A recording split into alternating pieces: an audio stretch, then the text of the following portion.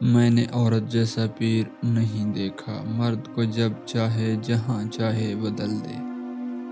محبت کے زمانے میں عورت کچھ اور ہوتی ہے، بیوی کی صورت میں وہ پہچانی نہیں جاتی۔ اگر آپ کو وہ فصل پسند نہیں جو آپ کاٹ رہے ہیں تو ان بیجوں کی جانچ کریں جو آپ بو رہے ہیں۔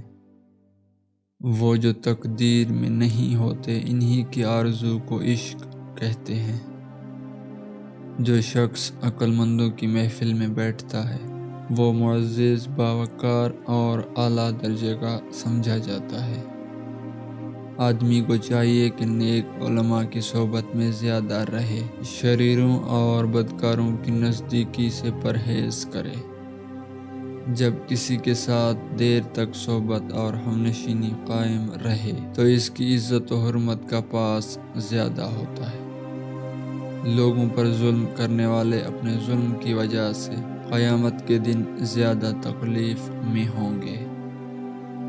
جوان اور بے پناہ طاقت حاصل کرنے کے لیے سونے سے پہلے 2 چیزیں کھا لیا کرو، اول بادام، دوم پستہ۔ جو بندہ حق سے تجاوز کرتا ہے اس پر سب راہیں تنگ کر دی جاتی ہیں۔